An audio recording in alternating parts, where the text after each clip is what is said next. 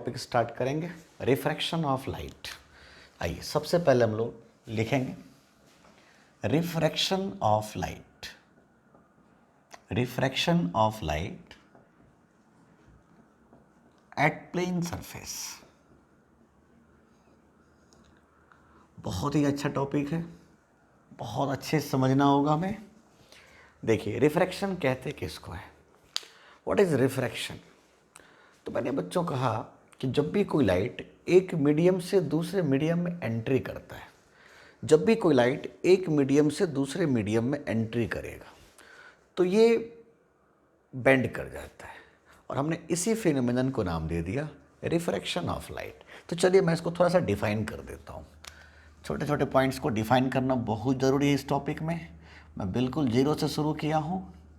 Refraction of light किसको कह रहे हैं जरा समझिए। हमने कहा when a beam of light goes from one medium to another,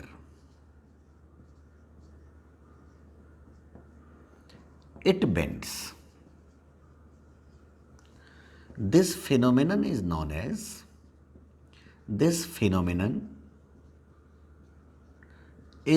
as refraction of light. इसी को हम लोग रिफ्रैक्शन ऑफ लाइट के नाम से जाने। जब भी कोई लाइट एक मीडियम से दूसरे मीडियम में एंट्री करेगा तो बच्चों ये बेंड कर जाता है, और मैंने इसी घटना को नाम दे दिया रिफ्रैक्शन ऑफ लाइट। तो फिर आप बोलोगे कि सर ये मीडियम का क्या सवाल उठता है, मीडियम है क्या मीडियम। जैसे आप देखो मैंने यहाँ पर एक सेपरेशन दिखाया है, बहुत अच्छे से समझना। मैं जीरो से शुरू कर रहा हूँ और हम जीरो से हीरो बनेंगे। इससे नीचे कुछ भी नहीं है, आप समझिए, आप यकीन मानिए इससे नीचे कुछ भी नहीं है। मैं ये मान के चल रहा हूँ कि आपको कुछ भी नहीं आता रिफ्रैक्शन से संबंधित, और मैं वहाँ से स्टार्ट कर रहा हूँ और मैं वहाँ से उस लेवल तक ले जाऊँगा जिससे ऊपर हमारे एंट्रेंस नहीं पूछता। आइए चलिए देखिए, मैंने इसका नाम रखा मीडियम 1। मैं समझाऊंगा मीडियम का मतलब क्या है। और इसका नाम रखा मैंने मीडियम नंबर 2। देखिए मीडियम क्या हुआ, जिसमें लाइट की वेलोसिटी अलग अलग हो, हम उसी को मीडियम्स कहते हैं। जैसे मैं कहता हूँ ये एयर और मैं कहता हूँ ये ग्लास, तो यार ये एयर है तो एयर में लाइट की वेलोसिटी कुछ और होगी। मैं कहता हूँ ग्लास, तो ग्लास में लाइट की वेलोसिटी कुछ और होगी, है ना। क्या मेरी बात समझ में आ रहा है। तो मैंने इसका नाम दे दिया मीडियम। तो मान लीजिए इस मीडियम में लाइट की वेलोसिटी v1 है और इस मीडियम में लाइट की वेलोसिटी v2 है। अगर ये दोनों जगह पे लाइट की वेलोसिटी इक्वल होती तो शायद मैं ये बोलता कि दोनों का मीडियम सेम था, दोनों सेम मीडियम में होता। चलिए इसको थोड़ा एनालाइज करते हैं। मान लीजिए एक लाइट को मैंने एक मीडियम से दूसरे मीडियम में एंट्री करवाया। अब आप देखो ये इंसिडेंट रे है और आप जानते हो ये नॉर्मल कहलाता है बच्चों, इसमें तो सोचने की ज़रूरत है नहीं, यही है नॉर्मल। तो इसको क्या बोलोगे, एंगल ऑफ इंसिडेंस। अब ज़रा सोचिएगा कि अगर मीडियम में कोई बदलाव नहीं होता then light travels along the straight line. भाई लाइट को तो ऐसे जाना चाहिए था। अगर मीडियम में कोई बदलाव नहीं आता तो ये लाइट बिल्कुल ऐसे चले जाते, लेकिन ऐसा नहीं हुआ।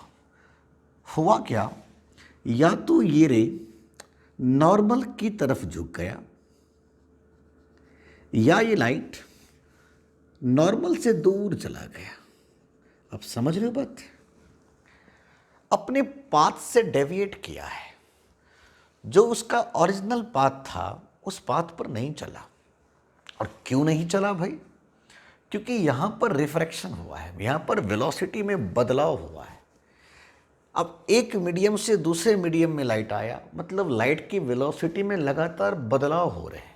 तो मैं कहूँगा कि वो बेंड कर जाता है, और हमने इसी फिनोमेनन का नाम दे दिया रिफ्रैक्शन ऑफ लाइट। अब जरा सोचिएगा कि ये घटना कब हुआ था और ये घटना कब हुआ था।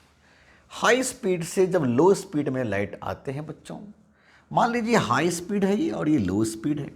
जब हाई स्पीड से लो स्पीड में लाइट आएंगे तो वो नॉर्मल की तरफ झुक जाता है, और जब लो स्पीड से हाई स्पीड में आएगा तो ये नॉर्मल से दूर चला जाता है।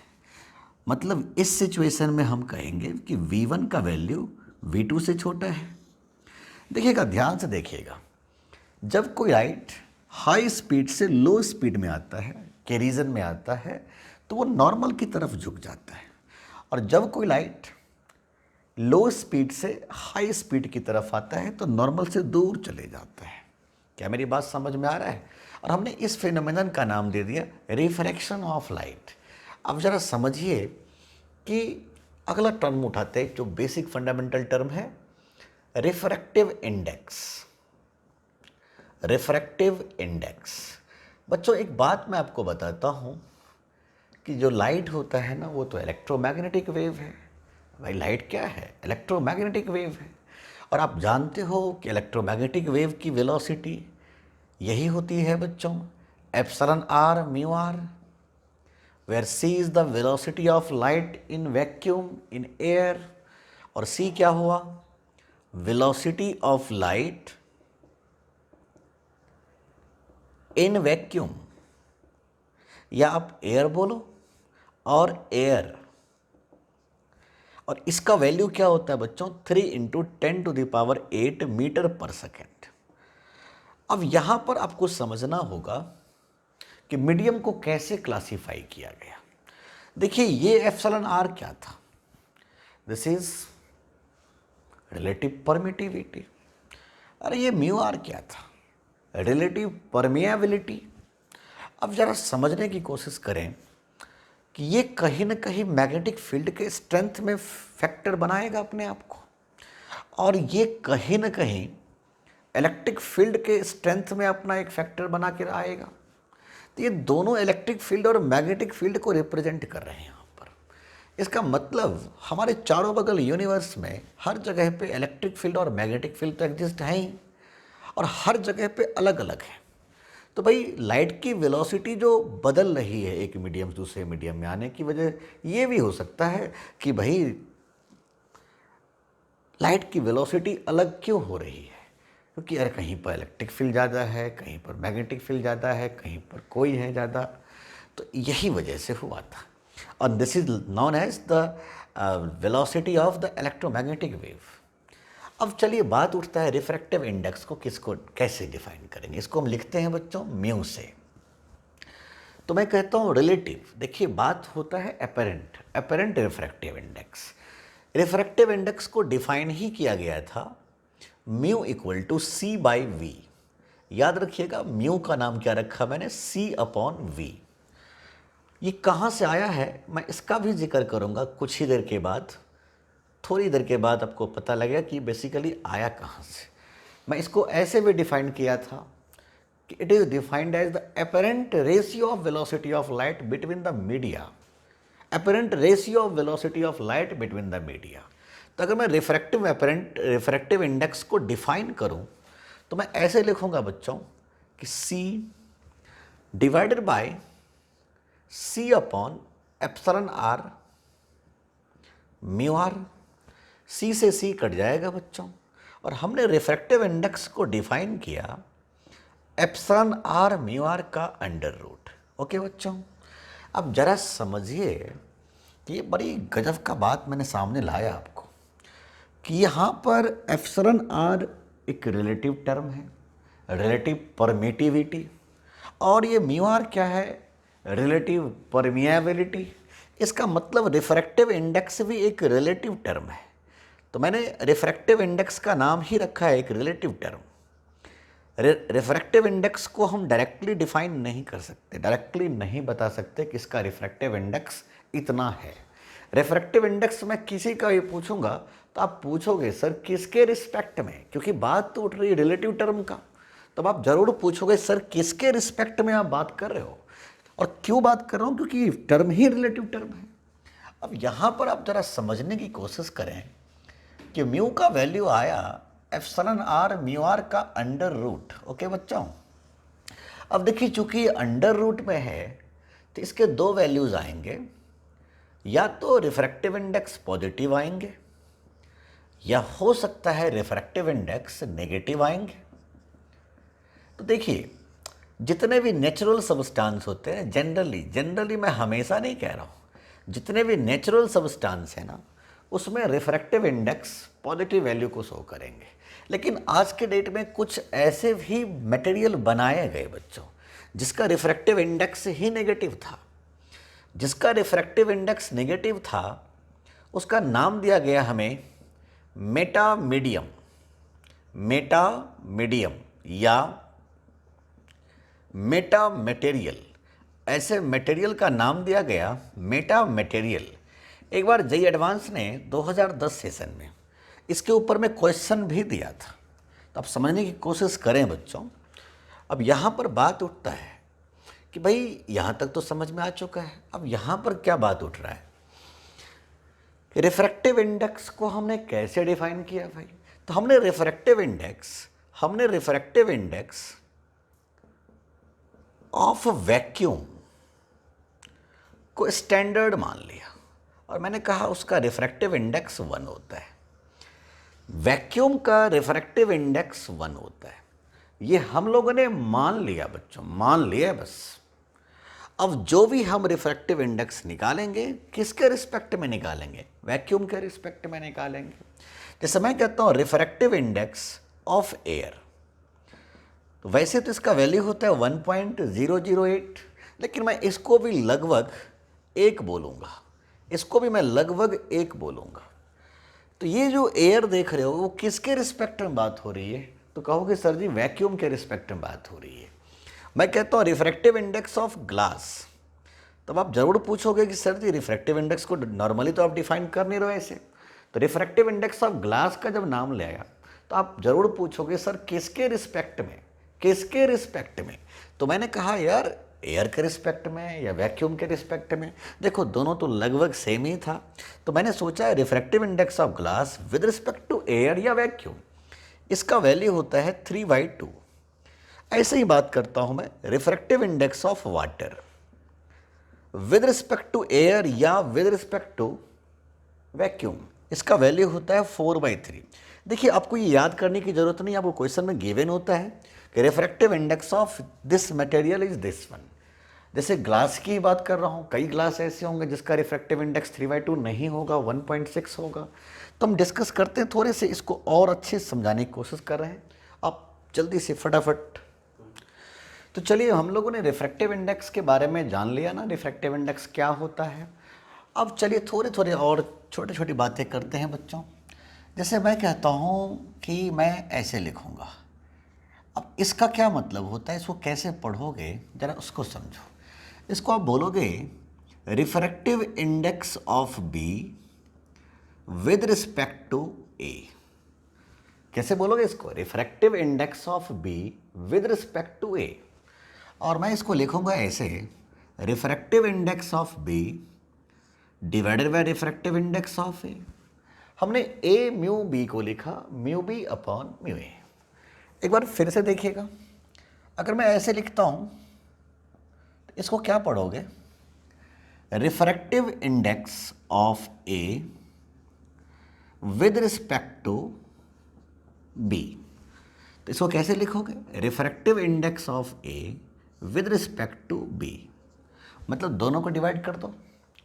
ऐसे ही तुम एक बार फिर से बोलोगे, मैं कहता हूं इसका क्या नाम दोगे, refractive index of Y with respect to X. कैसे लिखोगे इसको, mu Y upon mu X. अब जरा यहां पर इन दोनों स्टेटमेंट को समझने की कोशिश करें। ए mu B Guna B mu A, एक बार चेक करिए तो देखिए तो क्या वैल्यू आ रहा है इसका। मैं इसको लिख सकता हूं mu B upon mu A into mu A upon mu B, mu B upon mu A into mu A upon mu B, ये से ये और ये से ये कैंसिल आउट हो गया। तो मैंने कहा कि इसका वैल्यू तो 1 आ गया। इसका मतलब क्या हुआ कि ए म्यू बी गुना बी म्यू ए जो होते हैं वो 1 के बराबर होंगे बच्चों। मैं उम्मीद है आपको समझ में थोड़े थोड़े आने लगे। अब जैसे देखो, मैं छोटे छोटे क्वेश्चन लूँगा, आपको छोटे छोटे चीज़ ही सिखाना है पहले। जैसे मैं कहता हूँ कि if refractive index of glass with respect to air is 3/2 and refractive index of water with respect to air is 4/3, then calculate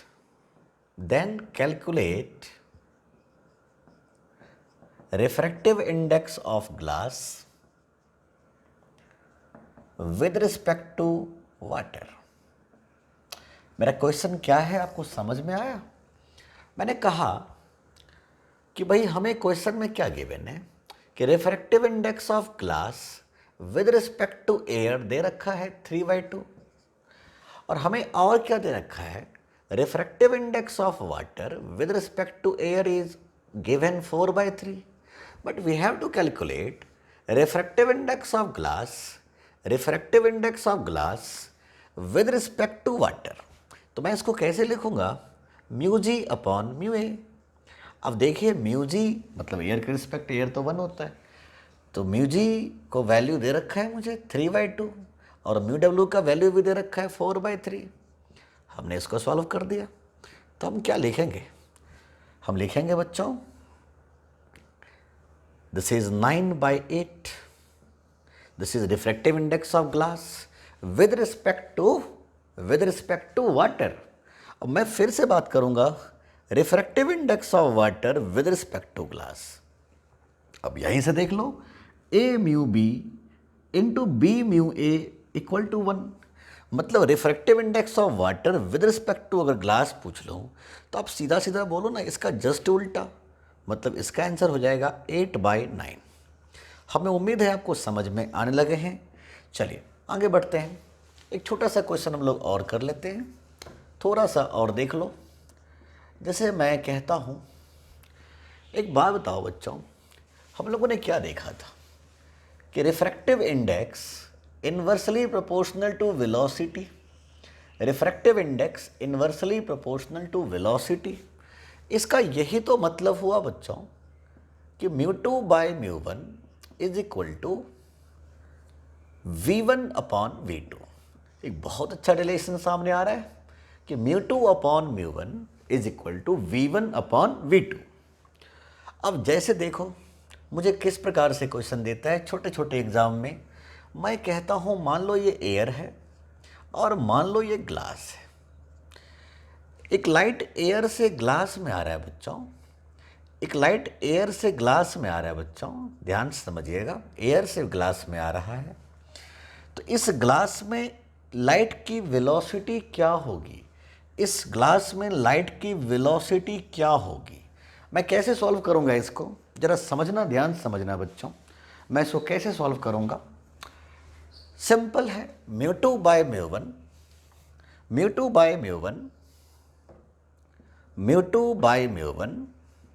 is equal to V1/V2। म्यू2 का वैल्यू क्या दे रखा है मुझे, ग्लास है ये, मैं लिखूंगा म्यू जी, और μ1 कौन है, एयर है, तो मैं लिखूंगा mu A is equal to V1/V2। V1 क्या है, एयर में लाइट की वेलोसिटी कितनी है, c, और V2 हमें पता करना है बच्चों। तब जरा समझने की कोशिश करें, मैं एक बार दोबारा समझाता हूँ इस बात को। ये रहा μ1, ये रहा μ2, ये रहा V1, ये रहा V2। डाटा क्या पता है हमें, μ2/μ1 इक्वल टू V1/V2। तो मैंने लिखा μ2 मतलब mu G upon mu Y equal to V1/V2। V1 क्या है, c, और V2 मुझे पता करना है बच्चों। तो चलिए इसको सॉल्व करते हैं। 3/2 और एयर का refractive index 1, is equal to 3 into 10⁸ metre पर सेकेंड अपॉन V2। ये से ये कैंसिल आउट हो गया और मैंने V2 का वैल्यू बोल दिया 2 इंटू 10⁸ मीटर पर सेकेंड। तो हम कैसे क्वेश्चंस को डील करेंगे आपको समझ में आ रहा है? बहुत अच्छे से समझ में आ रहा होगा। चलिए अच्छे से इसको नोट करिए, हम आगे देखें। तो चलिए बच्चों, तो हम लोगों ने रिफ्रैक्टिव इंडेक्स समझ लिया था ना। अब कुछ और बातों का हम जिक्र करेंगे। छोटी छोटी बातें हैं, उसको समझने की कोशिश करें। जैसे मैंने कहा कि when a beam of light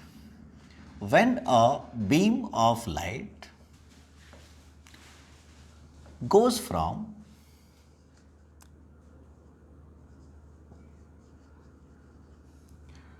one medium to another medium, its frequency always constant। यहां पर भी एनर्जी कंजर्वेशन वैसे था कि जब भी कोई लाइट एक मीडियम से दूसरे मीडियम में एंट्री करता है बच्चों, तो लाइट की फ्रीक्वेंसी में कोई बदलाव नहीं आता। तो बच्चों, एक मीडियम से दूसरे मीडियम में एंट्री करते वक्त जरा समझने की कोशिश करें। This is the medium number 1 और ये है मीडियम नंबर 2। इसमें लाइट का refractive index of the material is μ1 और लाइट की वेलोसिटी हो जाएगी v1। ये बात मैंने पहले से जानता हूँ। और मैं इस मीडियम की बात अगर करता हूँ तो मैं जानता हूँ कि इसमें रिफ्रैक्टिव इंडेक्स μ2 और वेलोसिटी v2। मैंने क्या बोला कि जब कोई लाइट एक मीडियम से दूसरे मीडियम में एंट्री करेगा बच्चों, दूसरे मीडियम में एंट्री करेगा, तो फ्रीक्वेंसी कभी नहीं बदलते, फ्रीक्वेंसी कभी भी नहीं बदलते। तो आप मुझे ये बताओ, आपको जैसे कि पता है velocity equal to frequency into wavelength. Velocity क्या होता है? Frequency into wavelength. एक मीडियम से दूसरे मीडियम में आने पर यार फ्रीक्वेंसी तो कभी बदले ही नहीं, फ्रीक्वेंसी तो कांस्टेंट है। इसका मतलब velocity proportional to the wavelength. और हम क्यों ना एक स्टैंडर्ड रिजल्ट यहाँ पर तैयार करें। हमने थोड़ी ही देर पहले पढ़ा था कि μ2 by μ1 is equal to v1 by v2, है ना। क्या मैं इसको ऐसे भी कह सकता हूँ, दिस इज λ1 बाई λ2। हमें उम्मीद है आपको समझ में थोड़े थोड़े आने लगे हैं बच्चों। मतलब μ2 by μ1 is equal to v1 by v2 is equal to λ1 by λ2। एक बहुत अच्छा रिलेशन सामने लाया मैंने।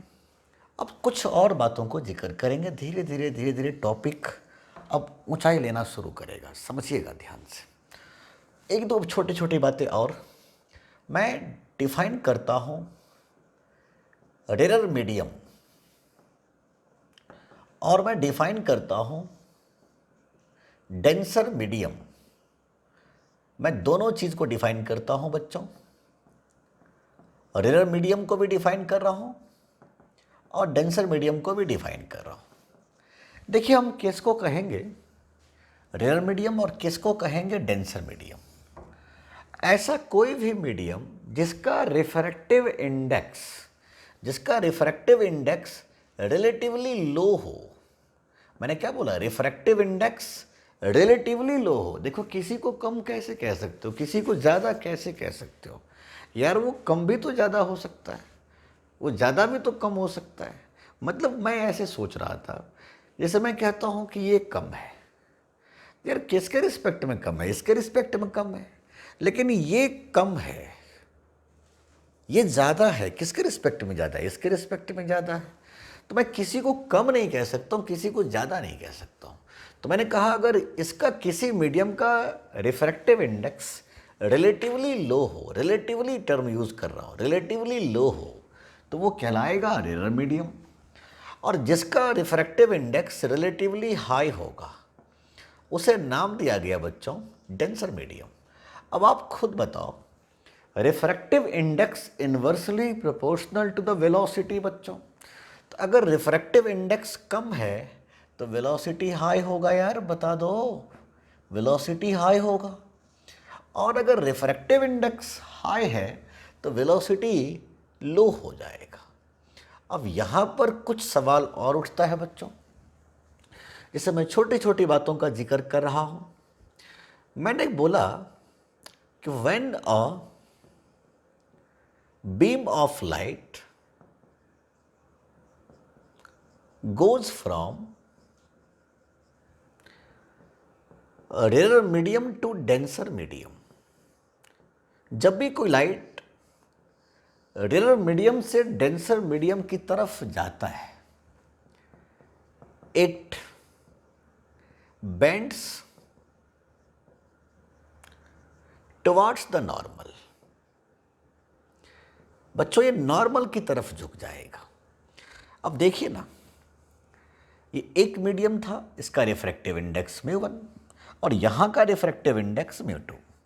अगर मैं आपसे ये बोलूँ कि μ1 का वैल्यू कम है, μ2 ज़्यादा है और μ1 कम है, तो आप खुद बताइए कि ये कैसा मीडियम कहलाएगा।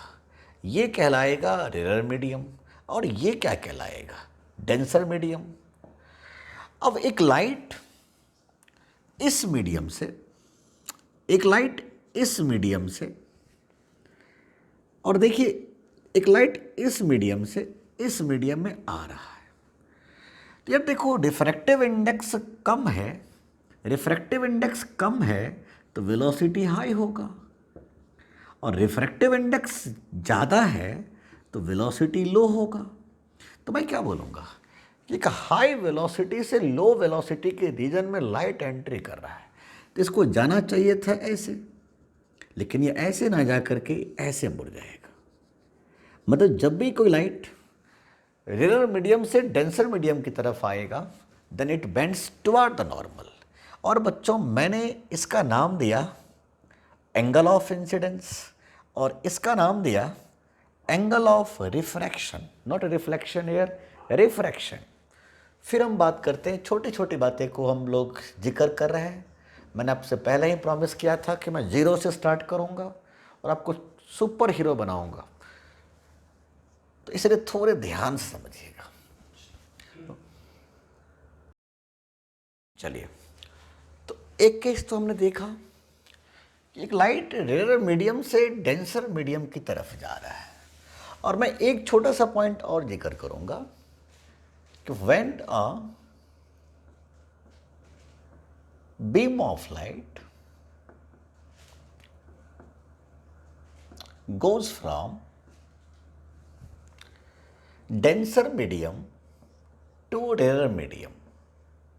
मैंने क्या बोला कि जब भी कोई लाइट डेंसर मीडियम से अब की बार रेयर मीडियम की तरफ जा रहा है, तो मैंने लिखा it bends away from the normal, away from the normal. ये नॉर्मल से बच्चों दूर भाग जाएगा। आइए करते हैं जिक्र इसको भी। मान लीजिए एक मीडियम ये था, ये पहला मीडियम था, और बच्चों ये दूसरा मीडियम था। ओके बच्चों, यहाँ का रिफ्रैक्टिव इंडेक्स μ1 और यहाँ का refractive index μ2।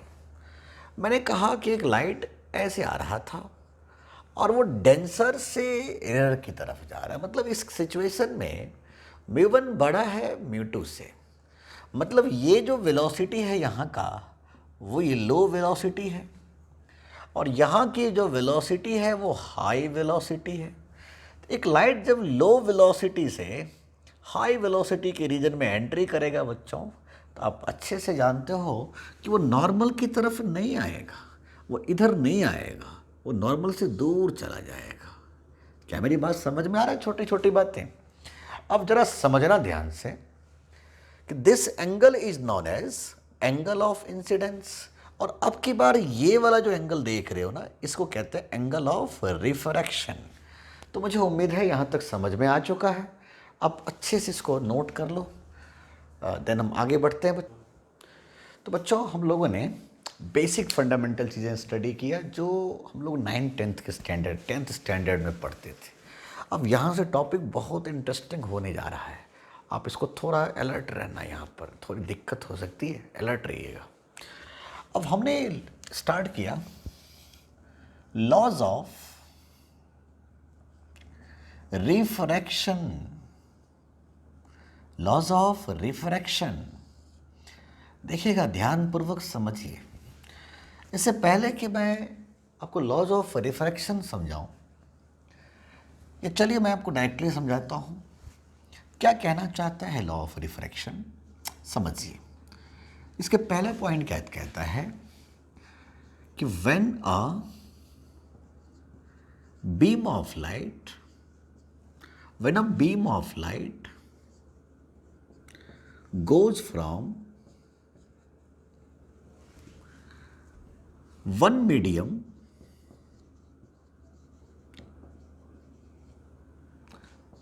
to another medium,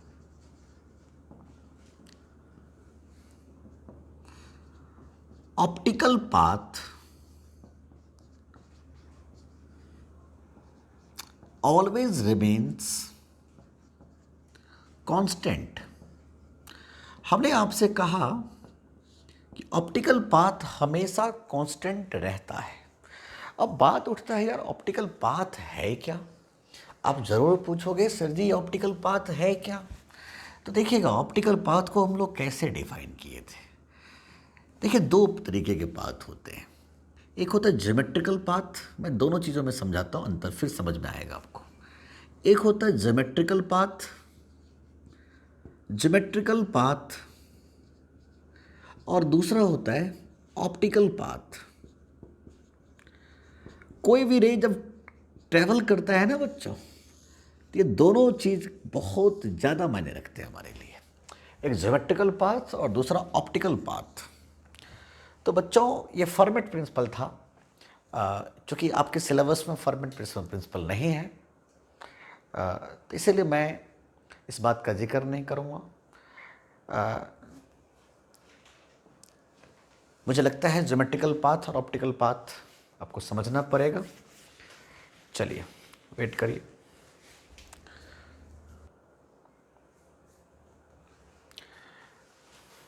noise problem था बच्चों। चलिए, मुझे लगता है अब ठीक है। अब तो अब समझें, मैंने कहा ज्योमेट्रिकल पाथ और मैंने कहा ऑप्टिकल पाथ। मेरे बच्चे ज़रा समझिएगा, एक लाइट देखिए, मान लीजिए यहाँ का रिफ्रैक्टिव इंडेक्स म्यू है।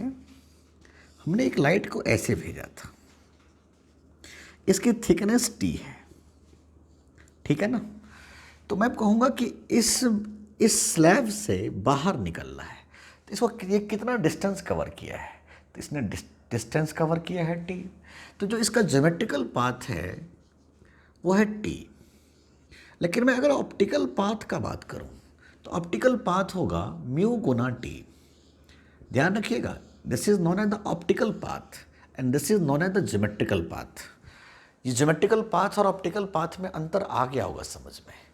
अगर मैं ज्योमेट्रिकल पाथ पूछूं तो ये 30, और मैं पूछता हूँ ऑप्टिकल पाथ है तो ये हो जाएगा म्यू टी। तो ज्योमेट्रिकल पाथ और ऑप्टिकल पाथ में अंतर आपको समझ में आ चुका है। तो अब ये लॉ कहना क्या चाहता है? ये लॉ कहता है कि जब भी कोई लाइट एक मीडियम से दूसरे मीडियम में एंट्री करेगा, यार वो 1000 मीडियम क्यों ना क्रॉस कर जाए, वो 1000 मीडियम क्यों ना क्रॉस कर जाए बच्चों, उसका ऑप्टिकल पाथ कभी भी नहीं बदलेंगे। मान लीजिए यहाँ की थिकनेस है T1 और यहाँ की मान लीजिए यहाँ की थिकनेस है x1 और यहाँ की थिकनेस है x2, ठीक है बच्चों। हमने एक लाइट को इसमें से एंट्री करवा दिया, ये लाइट ऐसे जा रहा होगा बच्चों।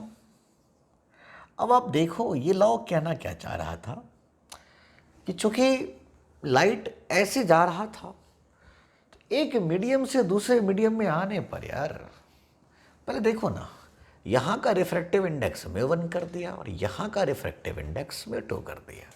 यहाँ एयर था और यहाँ भी एयर था, तो जब कोई लाइट एक मीडियम से दूसरे मीडियम में आएंगे तो उसके ऑप्टिकल पाथ नहीं बदलते। मतलब जो हम कह सकते हैं कि μ1 x1 होगा वही μ2 x2 के बराबर होगा, क्योंकि आप समझ रहे हो इसका जो ऑप्टिकल पाथ μ1 टाइम्स x1 हो जाएगा और इसमें ऑप्टिकल पाथ क्या होगा μ2 टाइम्स x2। तो मैं कहता हूँ यार ये तो कभी बदल ही नहीं सकता। इसका मतलब कि एक मीडियम से दूसरे मीडियम में आने पर ऑप्टिकल पाथ कभी भी नहीं बदलते। अब हम छोटा सा काम और कर लें, इसको मैं डिफ्रेंशिएट कर देता हूँ। μ1 times dx1/dt is equal to μ2 times dx2/dt। अब जरा सोचिए कि dx/dt को क्या बोलते थे, स्पीड बोलते थे और क्या बोलते थे। तो मतलब हम कहेंगे कि μ1 times v1 is equal to μ2 times v2। अरे वाह, अरे ये तो कुछ जाना पहचाना लग रहा है भाई। यही चीज़ तो हम लोगों ने पहले भी पढ़ा था कि refractive index μ2/μ1 is equal to v1/v2। याद आया कुछ आपको? बेसिकली ये फर्मेट प्रिंसिपल से आया है और ये जो प्रिंसिपल आप पढ़ रहे हो ये फर्मेट प्रिंसिपल है। चूँकि हमारे सिलेबस में फर्मेट प्रिंसिपल नहीं है इसीलिए हम उसका जिक्र करना ही नहीं चाह रहे हैं। हम डायरेक्टली हम ऑप्टिकल पाथ के रिस्पेक्ट में सोच के समझा देते हैं आपको। तो भाई हम कहेंगे कि म्यू भी हमेशा कांस्टेंट रहेगा। इसका मतलब हम ये भी तो कह सकते हैं कि v प्रोपोर्शनल टू लैम्डा। इसका मतलब μ1 λ1 इक्वल टू μ2 λ2।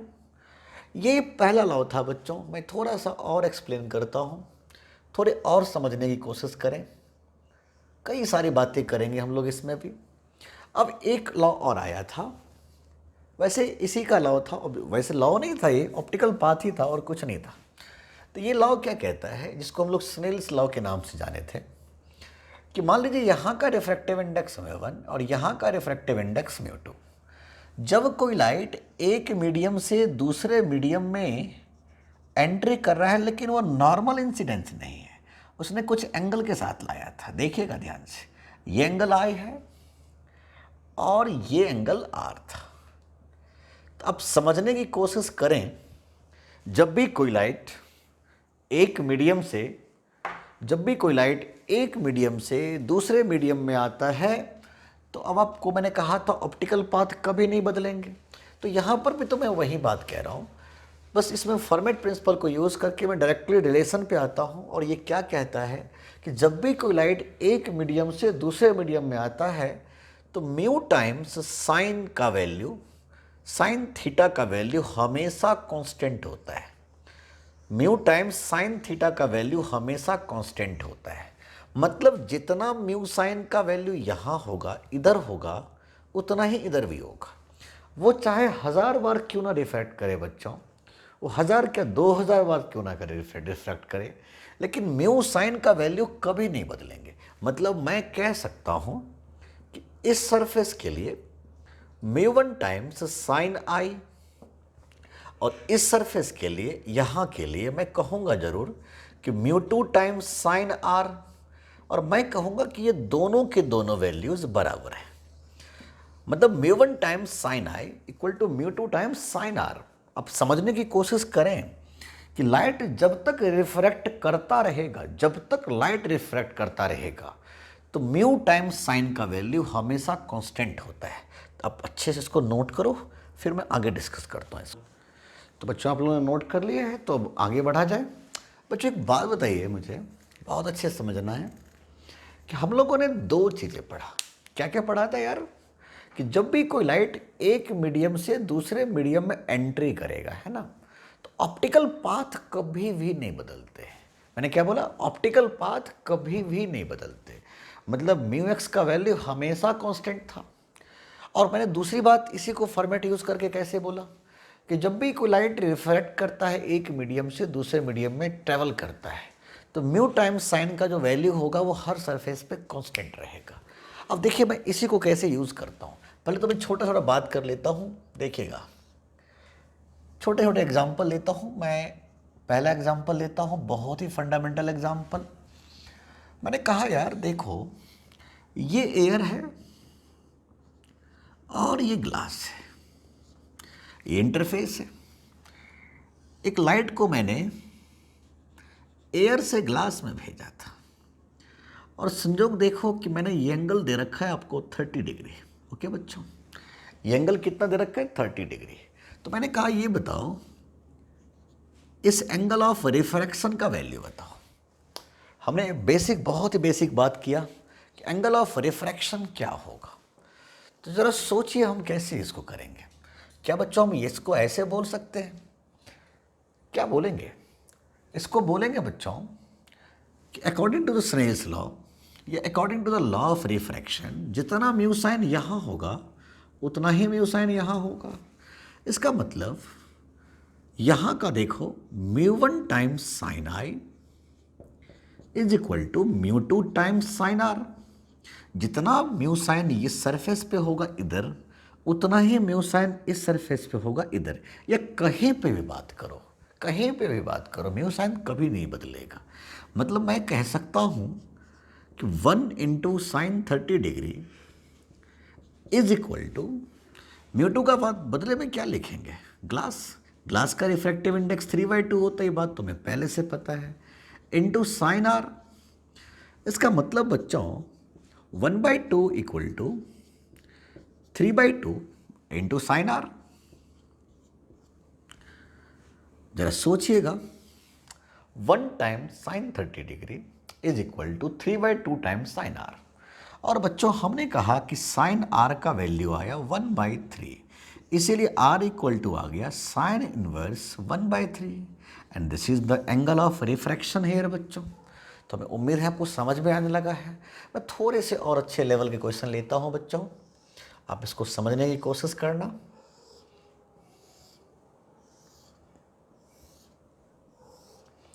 बहुत ही बेसिक क्वेश्चन दिया है मैंने कहा देख, एक लाइट ना ऐसे जा रहा था, ठीक है, समझना, ध्यान समझना। एक लाइट ऐसे जा रहा था और ये एंगल फिर से दे दिया मैंने आपको 30 डिग्री। कितना दिया बच्चों? 30 डिग्री। इधर का रिफ्रैक्टिव इंडेक्स है 1, यहाँ का रिफ्रैक्टिव इंडेक्स 1.2, यहाँ का रिफ्रैक्टिव इंडेक्स 1.4, यहाँ का रिफ्रैक्टिव इंडेक्स 1.5, यहाँ का रिफ्रैक्टिव इंडेक्स 1.6, यहाँ का रिफ्रैक्टिव इंडेक्स 1.7 और यहाँ का रिफ्रैक्टिव इंडेक्स 1.8, यहाँ का रिफ्रैक्टिव इंडेक्स 1। चलो बहुत बढ़िया। हमने आपसे पूछा कि ये बताइए कि जब लाइट इधर से निकल रहा होगा तो ये एंगल कितना था। हमसे ये थीटा वैल्यू पूछ रहा था। देखिए बहुत घबराने की ज़रूरत नहीं है, बहुत ही फंडामेंटल क्वेश्चन दिया था मैंने बच्चों। वैसे आपको ऐसे सोचना था, मैंने क्वेश्चन क्या पूछा पहले वो देखो। ये सारे इंटरफेस थे, इतने सारे मीडियम्स भरे पड़े थे। मैंने कहा कि यार ये एंगल 30 डिग्री था, तो जब लाइट इधर से निकल के बाहर जा रहा होगा तो ये थीटा कितना है, तो मैं कैसे सोचूंगा। मेरे दिमाग में तो यार एक ही आइडिया है कि म्यू साइन तो कभी नहीं बदलने वाले, कभी नहीं बदलेंगे। जितना म्यू साइन इस सरफेस पर यहाँ होगा उतना ही यहाँ भी होगा, उतना ही यहाँ भी होगा, उतना ही यहाँ भी होगा।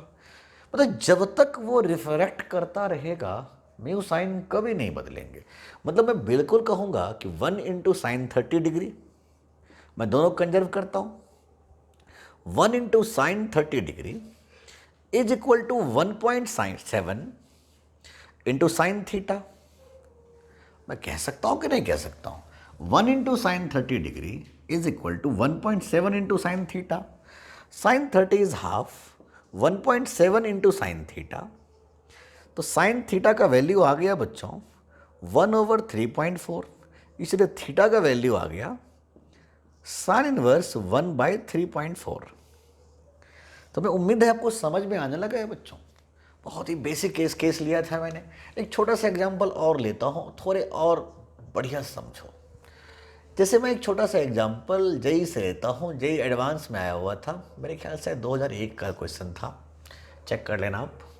बहुत ही फंडामेंटल क्वेश्चन दिया था।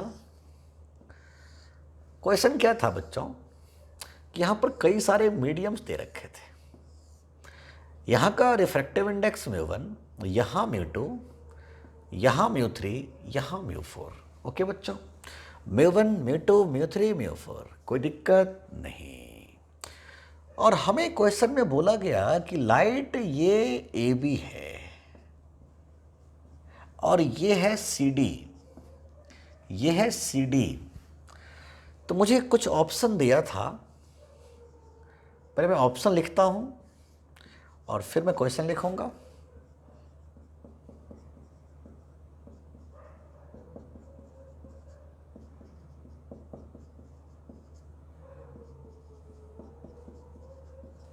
हमें क्वेश्चन कुछ इस प्रकार पूछा था कि if A B parallel to C D, if A B parallel to C D, then इसमें से कौन सा ऑप्शन सही है। तो बच्चों हम कैसे सोचेंगे, जरा सोचिए। आप ये देखो, ये एंगल को कुछ नाम दे दो आई और ये एंगल का नाम दे दो आर। तो हमें अच्छे से पता है कि जितना म्यू साइन यहाँ होगा उतना ही म्यू साइन यहाँ भी होगा।